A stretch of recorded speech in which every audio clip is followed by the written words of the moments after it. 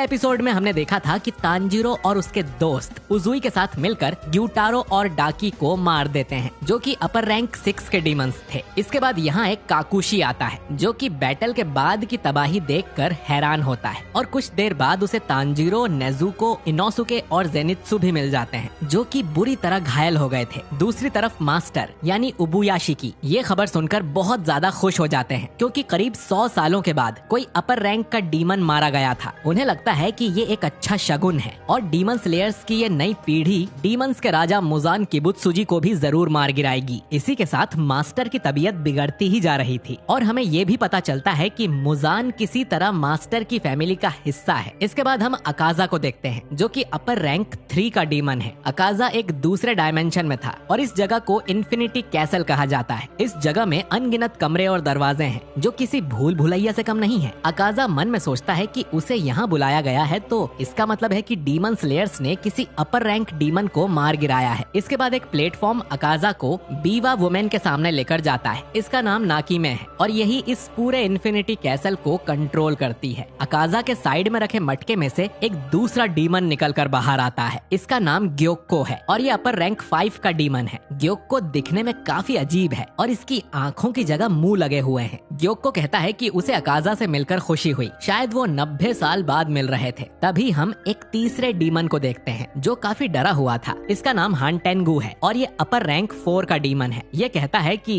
ग्योक्को शायद गिनती भूल गया है। हमें असल में 113 साल के बाद बुलाया गया है, जो कि एक अनलकी और डरावना नंबर है। अकाजा नाकीमे से पूछता है कि लॉर्ड मुजान अब तक आए कि नहीं, जिस पर नाकीमे बताती है कि मुजान अभी तक नहीं आए हैं। फिर वो अपर 1 के बारे में पूछता है, लेकिन तभी डोमा जो कि अपर रैंक 2 का डीमन है यहाँ आ जाता है और अकाजा के कंधे पर हाथ रखते हुए कहता है कि तुम्हें मेरी बिल्कुल भी चिंता नहीं है अकाजा। डोमा फिर ग्योक्को के मटके की तारीफ करता है और कहता है कि तुमने मुझे जो मटका दिया था उसके ऊपर मैंने एक औरत की गर्दन रख के सजाया हुआ है। अकाजा फिर गुस्से में डोमा से कहता है कि मेरे कंधे से अपना हाथ हटाओ और फिर वो एक मुक्का मार के डोमा का जबड़ा तोड़ देता है, जो कि तुरंत रीजेनरेट हो जाता है। डोमा इसका बुरा नहीं मानता है और कहता है कि तुम तो पहले से ज्यादा ताकतवर हो गए हो अकाजा। नाकी में फिर बताती है कि अपर रैंक 1 को सबसे पहले यहाँ बुला लिया गया था और वो इनकी सारी बातें सुन रहा है। इसके बाद अकाजा डरते हुए एक कमरे में देखता है जिसके अंदर एक समुराई की तरह दिखने वाला डीमन बैठा हुआ था।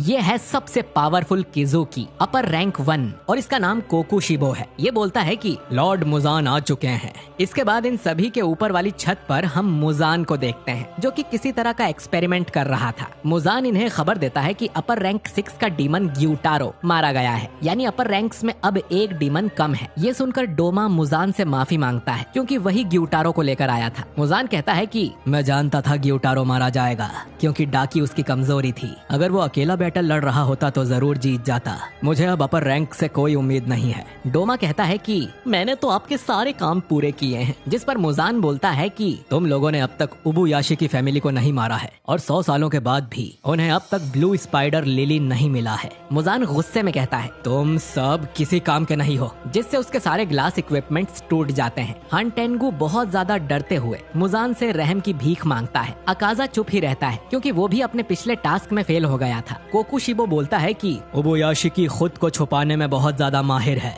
डोमा कहता है कि मैं भी खोजबीन में ज्यादा माहिर नहीं हूँ। फिर ग्योक्को बोलता है कि उसके पास एक खास इन्फॉर्मेशन है, जिससे मुजान अपने गोल के काफी करीब पहुँच जाएगा। इसके अगले ही पल ग्योक्को की कटी हुई गर्दन मुजान के हाथ में होती है और सब ये देखकर हैरान रह जाते हैं। मुजान कहता है कि मुझे किसी भी तरह का बदलाव पसंद नहीं है, हमेशा के लिए एक जैसा रहना ही सबसे अच्छा है। इसके बाद मुजान गुस्से में कहता है 113 सालों में पहली बार कोई अपर डीमन मारा गया है, तो मुझे कोई भी गलत इन्फॉर्मेशन मत देना। मुजान फिर ग्योक्को की गर्दन नीचे फेंक देता है और उसे ऑर्डर देता है कि वो हानटेंगू के साथ उस जगह जाकर ये कंफर्म करे कि उसकी इन्फॉर्मेशन सही है या नहीं, और अब वो अपर डीमंस की हार बर्दाश्त नहीं करेगा। इसके बाद मुजान यहाँ से गायब हो जाता है। ग्योक्को को ये अच्छा नहीं लगता कि उसे हानटेंगू के साथ काम करना पड़ेगा। डोमा फिर ग्योक्को से पूछता है कि तुम्हारे पास कौन सी इन्फॉर्मेशन है और मैं भी तुम्हारे मिशन में शामिल होना चाहता हूँ। ग्योक्को उसे कुछ नहीं बताता और अकाजा यहाँ आकर डोमा का सिर काट देता है और बोलता है कि मुजान ने तुम्हें कोई ऑर्डर नहीं दिए हैं तो तुम बीच में मत पड़ो। तभी अकाजा का भी हाथ कट जाता है और अचानक ही कोकुशिबो उसके सामने आ गया था। उसकी प्रेजेंस से ही सबके रोंगटे खड़े हो जाते हैं। डोमा अपना सिर हील करते हुए कहता है कि हम दोनों दोस्त तो बस मस्ती कर रहे थे,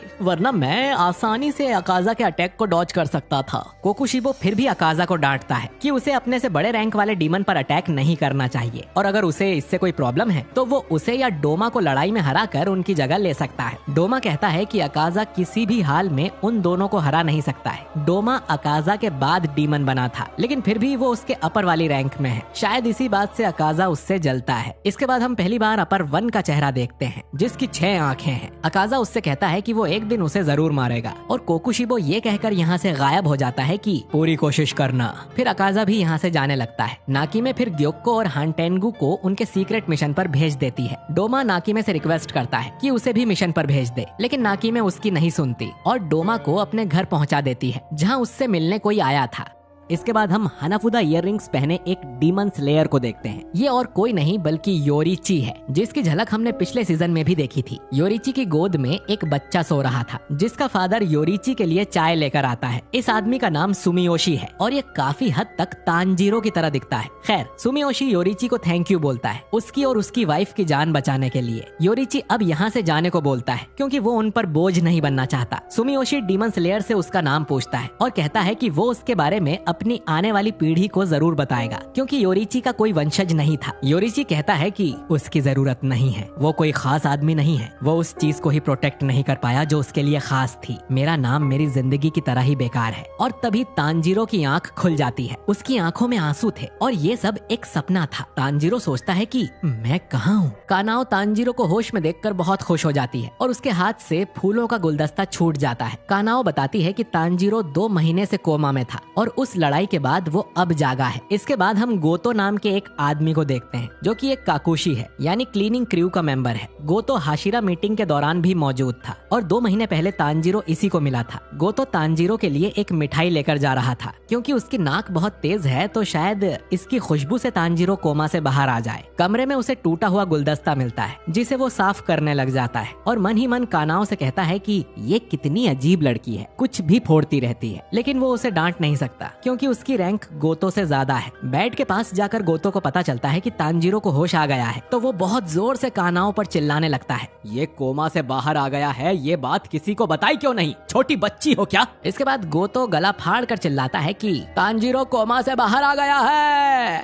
ये सुन कियो, सुमी, नाहो और आइयो भी यहाँ आ जाती हैं। तांजीरो अपने बाकी दोस्तों के बारे में पूछता है तो गोतो बताता है कि जेनित्सु को 2 दिन पहले ही होश आ गया था और उसे उसकी मर्जी के खिलाफ अगले मिशन पर भी भेज दिया गया है। वहीं उजुई अपनी तीनों वाइफ्स के साथ चला गया था। वहीं इनोसुके मरने जैसी हालत में है क्योंकि जहर उसकी बॉडी के अंदर तक चला गया है। तांजीरो बोलता है कि फिर तो मुझे जरूर भ्रम हो रहा है क्योंकि इनोसुके मुझे छत से चिपका हुआ नजर आ रहा है। सब ऊपर देखते हैं और इनोसुके सच में छत से लटक रहा था। इनोसुके बेड पर कूदते हुए बोलता है कि मैं तुमसे 7 दिन पहले होश में आ गया था तानपाचीरो। तांजीरो कहता है कि अच्छा है, तुम कमाल के हो इनोसुके। कियो इसके बाद तांजीरो को एक जानवर के बारे में बताती है जिसका नाम हनी बैगर है, जिस पर जहर का कोई असर नहीं होता। इनोसुके भी बिल्कुल इसके जैसा ही है और उस पर भी जहर का कोई असर नहीं होता है। ये सुन इनोसुके फूल जाता है और खुद को अमर समझने लगता है। तो आइयो बताती है कि जहर के साथ साथ मेडिसिन का भी उसके ऊपर कोई असर नहीं होता तो उसे संभल कर रहना चाहिए। इनोसुके फिर गोतो से लड़ाई करने लगता है। कानाओ चिल्लाकर सबको शांत कराती है क्योंकि तांजीरो सो गया था। उसी रात हम तमायो की बिल्ली को देखते हैं जो कि तांजीरो की हालत देख 1 हफ्ते के बाद तांजीरो चलने की हालत में आ जाता है। इनोसुके भी पूरी तरह ठीक होकर अगले मिशन के लिए निकल पड़ता है। वहीं जेनित्सु ने अपने साथी डीमन स्लेयर्स की नाक में दम कर रखा था और वो घर जाने के लिए रोता रहता था। वहीं तांजीरो भी अब धीरे धीरे ठीक होने लगा था। वो पूछता है कि मेरी नई कटाना अब तक बनकर आई या नहीं, क्योंकि पिछली बार उसकी कटाना बैटल में खराब हो गई थी। तब उसे पता चलता है कि हेगेनेजुका ने उसके लिए गालियां भरे लेटर्स लिखे हैं और नई तलवार बनाने से साफ साफ मना कर दिया है। अब सुमी कहती है कि तांजीरो को खुद स्वॉर्ड स्मिथ विलेज जाना चाहिए, वो जगह जहाँ पर सभी डीमन स्लेयर्स की तलवारें बनाई जाती हैं और उसे डायरेक्ट ही हेगेनेजुका से बात करनी चाहिए। अब तांजीरो वहाँ जाने का मन बना लेता है। अगले दिन बटरफ्लाई मेंशन के बाहर तांजीरो को एक काकुशी मिलती है जो उसे विलेज तक लेकर जाएगी। स्वॉर्डस्मिथ विलेज एक बहुत ही सीक्रेट विलेज है जिसकी लोकेशन बहुत कम लोग ही जानते हैं ताकि डीमंस उन पर हमला ना कर दे, और मास्टर का मेंशन तो और भी ज्यादा छुपी हुई जगह पर है। इसके बाद तांजीरो की आंखों पर पट्टी बांधी जाती है, उसके नाक और कान में भी प्लग्स लगा दिए जाते हैं ताकि किसी भी तरह तांजीरो को उस विलेज का रास्ता पता ना चले। असल में उस काकुशी को भी पूरा रास्ता नहीं पता था। ये तांजीरो को एक जगह ले जाकर छोड़ देती है। वहाँ से दूसरा काकुशी तांजीरो को उठाकर चल देता है। इन लोगों को कासुगाई क्रोज भी गाइड करते हैं। इसी तरह करीब 10-12 काकुशी और क्रोज बदलने के बाद तांजीरो स्वॉर्डस्मिथ विलेज पहुंच जाता है जो कि बहुत सुंदर था। यहाँ रहने वाले सभी लोगों ने मुंह पर ह्योटो को मास्क लगाए हुए थे ताकि उनकी आइडेंटिटी रिवील ना हो। काकुशी तांजीरो को विलेज चीफ तक पहुंचाने का रास्ता बता देती है। तांजीरो उसका शुक्रिया अदा करता है। उसकी आवाज गूंजते हुए हॉट स्प्रिंग तक पहुंचती है जिसमें लव हाशिरा मित्सुरी नहा रही थी, और ये जानकर वो खुश हो जाती है कि कोई विलेज में आया है। तांजीरो विलेज चीफ टेचिन से मिलता है जो कि विलेज के सबसे छोटे लेकिन सबसे खास आदमी है। वो तांजीरो को कुछ मिठाई खाने को देते हैं और बताते हैं कि होटारू जिसने तुम्हारी तलवार बनाई थी वो लापता हो गया है। उसका पूरा नाम होतेरू हेगेनेजुका है। ये नाम टेचिन ने ही उसे दिया था और वो बचपन से ही काफी गुस्सैल है। तांजीरो माफी मांगता है अपनी तलवार खराब करने के लिए, जिस पर टेचिन बोलता है कि तुम्हारी कोई गलती नहीं है, असल में होतारू ही कमजोर तलवारें बनाकर दे रहा था और उसके मिलते ही हम उसकी जमकर धुलाई करने वाले हैं। जब तुम पूरी तरह से ठीक हो जाओगे तब तुम्हें तुम्हारी नई तलवार मिल जाएगी।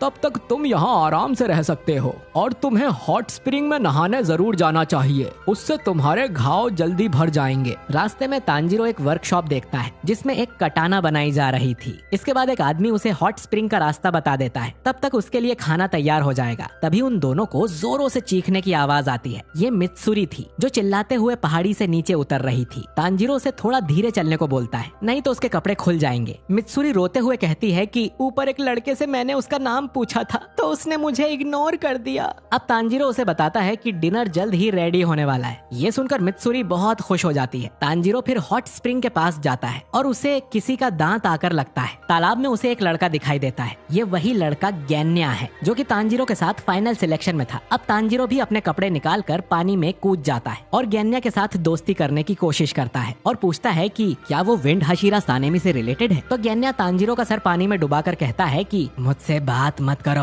और ऐसा कहकर वो वहाँ से चला जाता है। शाम को तांजीरो देखता है कि मित्सुरी इनोसुके से भी ज्यादा खाना खाती है। तांजीरो को पता चलता है कि वो लड़का गैन्या सानेमी का छोटा भाई है, लेकिन सानेमी ने ये कभी नहीं बताया था कि उसका कोई भाई भी है। शायद उन दोनों की आपस में नहीं बनती होगी, जो सुन इन दोनों को बुरा लगता है क्योंकि वो तो अपने सिबलिंग से बहुत प्यार करते हैं। और मित्सुरी बताती है कि वो खुद 5 भाई बहन है। तांजीरो पूछता है कि गैन्या खाना खाने क्यों नहीं आया, जिस पर मित्सुरी बताती है कि वो कभी यहाँ खाना नहीं खाता, शायद वो अपने साथ ही कुछ लाया होगा। तांजीरो को उसकी चिंता होती है और वो दोनों उसके लिए खाना लेकर जाने लगते हैं। रास्ते में तांजीरो मित्सुरी से पूछता है कि आखिर उसने डीमन स्लेयर कॉर्प्स क्यों ज्वाइन किया, जिस पर मित्सुरी बताती है कि ऐसा मर्द ढूंढने के लिए जिससे वो शादी कर सके, जो हमेशा उसे प्रोटेक्ट करे, और ऐसा लड़का तो कोई हाशिरा ही हो सकता है। इसीलिए वो खुद भी हाशिरा बन गई ताकि वो सभी हाशिराज से मिल सके। ये सब सुनकर तांजीरो की बोलती बंद हो जाती है। फिर उन्हें पता चलता है कि गैन्या तो अपने कमरे में है ही नहीं। तभी एक काकुशी आकर बताती है कि मित्सुरी की तलवार बस बन ही गई है तो उसे चल के देख लेना चाहिए।